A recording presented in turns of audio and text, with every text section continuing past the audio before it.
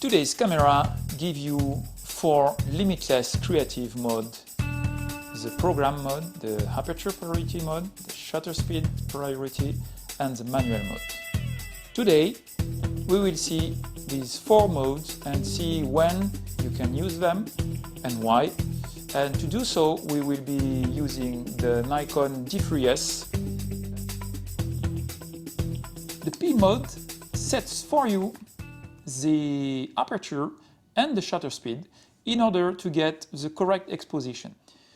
And you can change them simultaneously, in fact. You can use the back dial of the Nikon D3S, and depending on whether you go on the right or on the left side, you will change these 2 parameters simultaneously to keep the same exposition of the picture. It depends on your creativity and the effect that you want to achieve. All these settings are managed depending on the auto ISO settings that you have set in the camera, and depending also on the minimum speed that you have set in these auto ISO settings. With the front dial, you can change the exposition. It's like if you want to correct the exposition, so you can overexpose or underexpose your scene with the front dial. And doing so, the 2 parameters, shutter speed and aperture, will evolve to achieve this new exposition that you want. The exposition also is depending on the measuring method that you have selected. So if it is matrix metering, center weight or spot measure, the result will be different, in fact. So this increases your creativity. So you can have the P program set, and you can activate the spot measure, and in this case it will make the correct exposition to the point of focus only. So you can have this effect of having something overexposed in the background or in the foreground, and the main subject correctly exposed just using the spot measure. If ISO auto is selected and minimum shutter speed is set, then the P mode will never go below this shutter speed. I personally never use the P mode because, as you can see, the camera thinks too much for you, and you need to dial a lot the back dial in order to reach your effect. If you want a very narrow depth of field, you will turn the back dial until you get this small aperture, and on the contrary, if you want to freeze the action, you will dial the back dial until you reach this high shutter speed.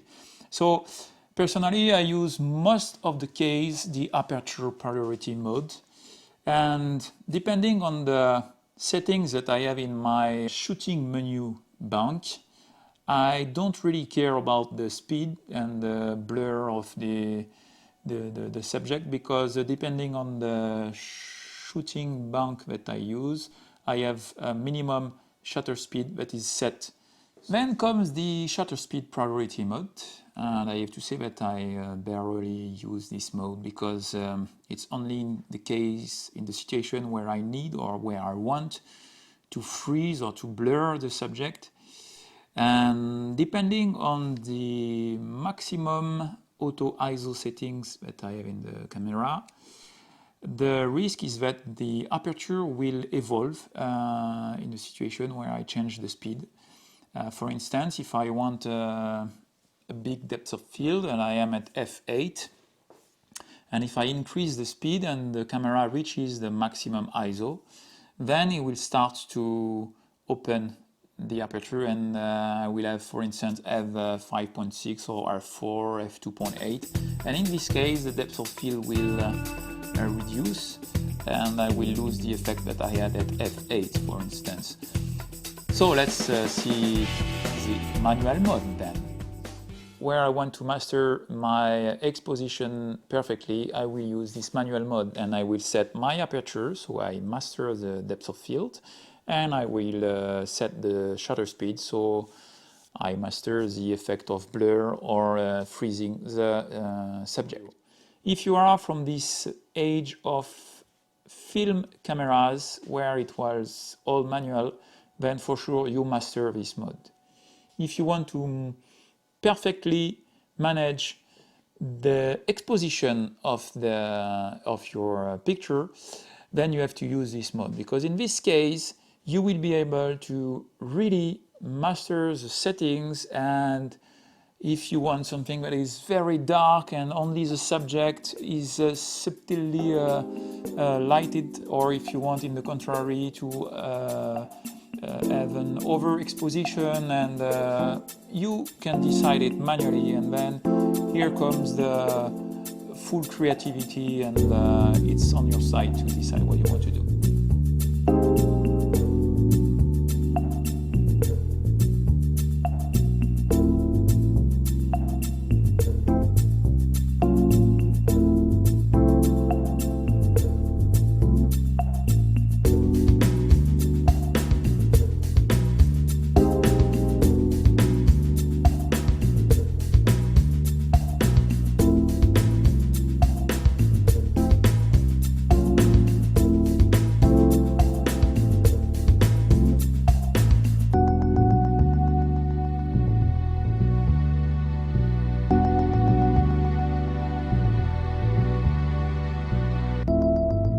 Thank you again, hope you have enjoyed it, and see you the next time. Goodbye, and don't forget to subscribe and click the bell, and of course give me all your comments so we can go deeper in detail if it is requested. Goodbye!